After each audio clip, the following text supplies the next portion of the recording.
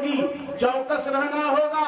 कौन आ रहा है, कौन जा रहा है, क्या बात है, अजनबी क्यों घुसा उस घर में, सब मेरठ वाले हैं, पंजाब वाले हैं, कोई मर्द नहीं है, ये गैर मर्द कहां से आया, ये अचानक रात के 12 बजे मोटरसाइकिल क्यों आई। सब बेदार हो जाओ मुसलमानों, देखो बेदारी लेकर के, खाली उलमा को मत कहो कि हजरत इस्लाह माशरा पर बयान करो। अरे हम बयान करते हैं, तुम क्यों सो रहे हो। हाजी साहब सो रहे हैं, काजी साहब सो रहे हैं, मास्टर साहब सो रहे हैं, डॉक्टर साहब सो रहे हैं, मुखिया साहब को इतनी बड़ी जिम्मेदारी दी गई सोने के लिए, मेंबर साहब को जिम्मेदारी दी गई, वार्ड के तमाम लोगों की, मर्दों औरतों की जिम्मेदारी उनके ऊपर है, वो सोने के लिए है, मेहमानी खाने के लिए, भोज खाने के लिए। अरे सब कोई खड़े हो जाओ, सब कोई कहो कि आलिम उलमा ने जो बयान किया है हम लोग इस पर अमल करेंगे, तभी बुराइयां छटेंगी। देखिए कहीं मैं गैर मुतवाज़िन बातें तो नहीं कर रहा हूं, अगर कर रहा हूं तो मुझे रोक दीजिए, मैं यही बात बंद करूंगा। हाँ सुन लीजिए, खाली बयान करने से नहीं होगा, आपको भी खड़ा होना होगा। करेंगे सब कोई इंशाअल्लाह, हाथ उठाइए सब लोग। कादियानी को भगाएंगे, शकील बिन हनीफ को भगाएंगे, जो भी समाज में ऐसा करेगा उसका बाइकाट करेंगे इंशाअल्लाह। बंदर लॉन को भगाएंगे। अब ये नहीं कि बंदर लॉन से जंग लड़ना है, उनको वार्निंग देना है कि हमारे गांव में नहीं घुसोगे, और जो इसके साथ राब्ता करेगा उसकी पिटाई होगी।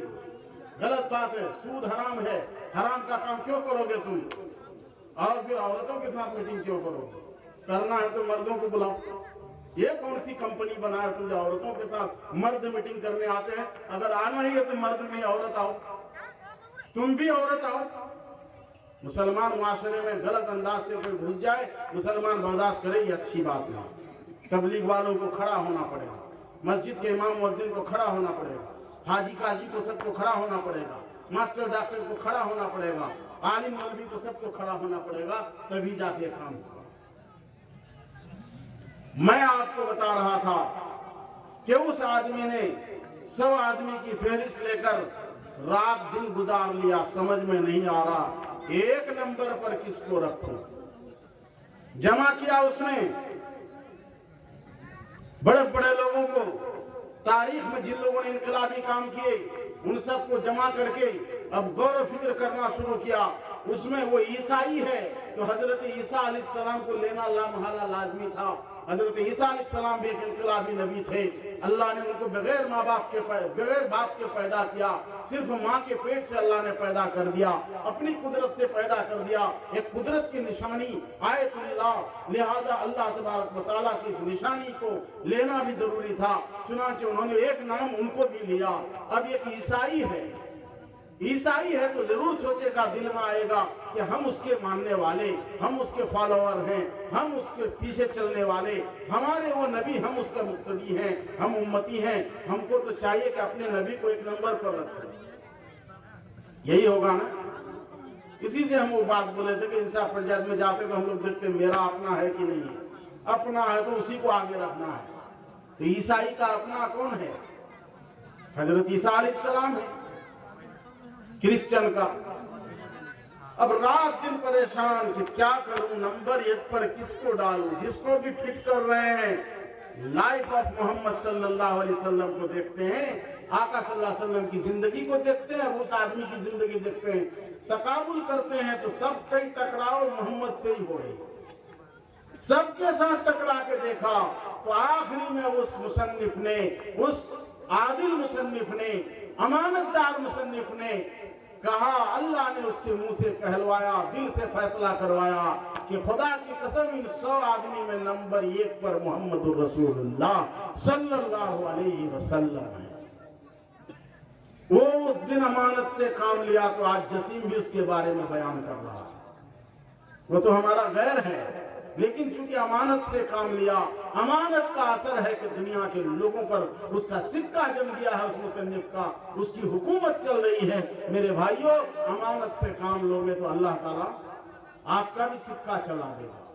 इस उम्मत का सिक्का अमानत में है, दियानत में है, सदाकत में है, इंसाफ में है, भाईचारा में है, मोहब्बत में है और एक दूसरे के साथ सही जिंदगी गुजारने में है। जिस दिन ये काम कर लेगी ये उम्मत इंशाअल्लाह कामयाब हो जाएगी। ہمارے آقا صلی اللہ علیہ وسلم کے بارے میں آپ کو کچھ بتانا چاہ رہا تھا۔ ہمارے آقا صلی اللہ علیہ وسلم امانت دار تھے، سچے تھے، سچے ایسے کہ ان سے زیادہ کوئی سچا نہیں، امانت دار ایسے کہ ان سے زیادہ کوئی امانت دار نہیں، وعدہ پورا کرنے والے ایسے کہ اس سے زیادہ کوئی وعدہ پورا کرنے والا۔ حدیث میں آتا ہے ایک صاحب جا رہے تھے، ایک صاحب نے کہا کہ اچھا آپ رکیے ہم آ رہے ہیں۔ آقا صلی اللہ علیہ وسلم رک گئے، وہ گیا تو 3 دن کے بعد آیا، بھول گیا جا کے اپنا گھر میں کام کاج کیا، کھانا پینا رہنا سہنا۔ 3 دن کے بعد ادھر سے گزرا تو کہا محمد آپ یہاں؟ کہا کہ ہاں میں تو یہی ہوں 3 دن سے۔ کیوں؟ آپ جو بول کے گئے تھے کہ میں آ رہا ہوں آپ رکیے، تو میں نے کہا ٹھیک ہے رکتا ہوں۔ اب آپ چلے گئے، آپ بھول گئے، تو میں تو بول دیا تھا کہ رکتا ہوں، تو میں کیسے جاتا، اس لیے میں 3 دن سے یہی ہوں۔ یہ ہے ہمارے آقا صلی اللہ علیہ وسلم، وعدہ پورا کرنے والے۔ اور ہم لوگوں کا کیا حال ہے؟ اے بھیا بہت پریشان چھی بھیا، کیا بہنی منصوب چھے کوئی چھان راستہ نہیں چھے، نی کو نی دیبو۔ دیکھا کہ قاری شمیم صاحب ہے دیندار آدمی، اب ان پر نظر گئی کہ ان کو اب کیسے پٹانا ہے، تو کہا کہ بھیا اگر نی دیبو تو مقصودر پر پیسہ لو آئے گا، ارے سود پر لوگ ہے تو جہنم میں تم جاؤ گے، ان کا کیا ہے؟ اب وہ دھمکی دے رہا ہے کہ نہیں دو گے تو سود پر لے لیں گے۔ اب قاری شمیم صاحب دیندار نہیں سود پر نہیں لینا، لے لو ہم سے۔ 20,000 روپیہ لے لیا، وعدہ کیا بس مہمان اللہ بسبے تو کچھ ٹکا دیوے نا بچوں کو ایک دم جہاں آنے دو۔ میرے بھائیوں یہی ہو رہا ہے کہ نہیں؟